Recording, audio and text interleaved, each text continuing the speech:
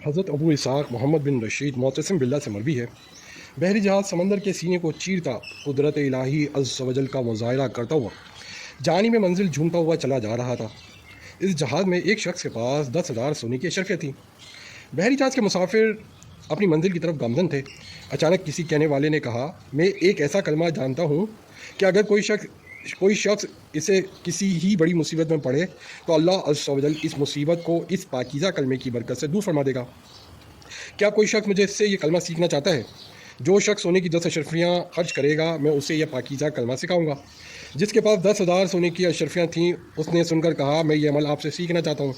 کہنے والے نے کہا، اپنی ساری رقم سمندر میں ڈال دو۔ اس مرد صالح نے ساری رقم سمندر میں ڈال دی۔ کہنے والے نے کہا، پڑھو وہ کلمہ، یہ آیت مبارکہ ہے۔ ترجمہ کنز ایمان، جو اللہ سے ڈرے اللہ اس کے لیے نجات کی راہ نکال دے گا اور اسے وہاں سے روزی دے گا جہاں سے اس کا گمان نہ ہو، اور جو اللہ پہ بھروسہ کرے تو وہ اسے کافی ہے۔ بے شک اللہ اپنا کام پورا کرنے والا ہے، بے شک اللہ نے ہر چیز کا ایک اندازہ رکھا ہے۔ پارہ 27 سورۃ طلاق کی آیت نمبر 2 سے 3۔ اس نوجوان نے یہ آیت مبارکہ یاد کر لی اور اس سے یقین ہو گیا کہ میں نے بہت بڑی دولت حاصل کر لی اور میری رقم رائے گاہ نہیں گئی۔ جب باقی مسافروں نے اس شخص کا طرز عمل دیکھا تو کہنے لگے، اے مسافر، یہ تو نے کیا کیا؟ تو نے خواہ مخواہ اپنی رقم سمندر میں پھینک دی اور اپنی ساری دولت سے محروم ہو گیا۔ ابھی ان مسافروں کی یہ بات مکمل بھی نہ ہو پائی تھی کہ ہر طرف سے کالی گھٹائیں چھانے لگی۔ سمندر میں طغیانی آ گئی، سرکش موجوں نے آن کی آن بحری جہاز کو تباہ و برباد کر ڈالا۔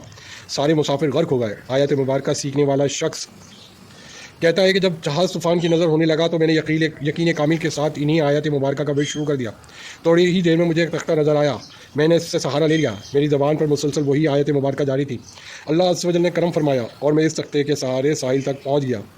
میں سمندر سے باہر نکلا اور آس پاس کا جائزہ لیا تو مجھے قریب یہ خوبصورت محل نظر آیا۔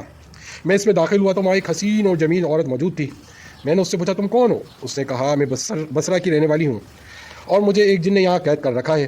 اس سمندر میں جو بھی جہاز غرق ہوتا ہے وہ خبیث جن اس کا تمام مال و اسباب یہاں اس محل میں لے آتا ہے۔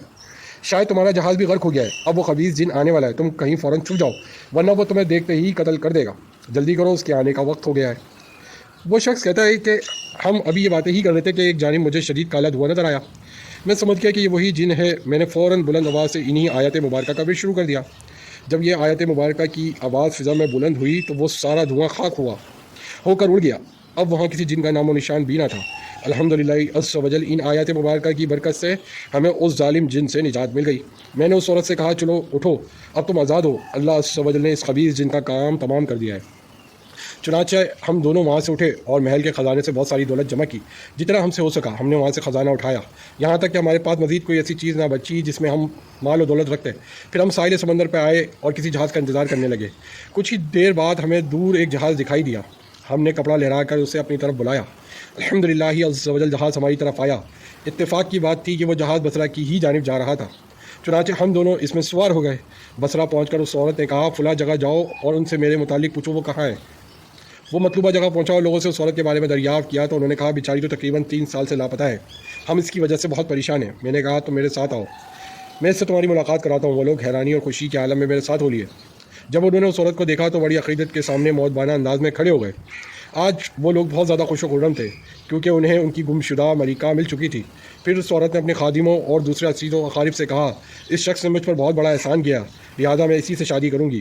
بس ان دونوں کی شادی کرا دی گئی۔ وہ ہنسی خوشی زندگی گزارنے لگے۔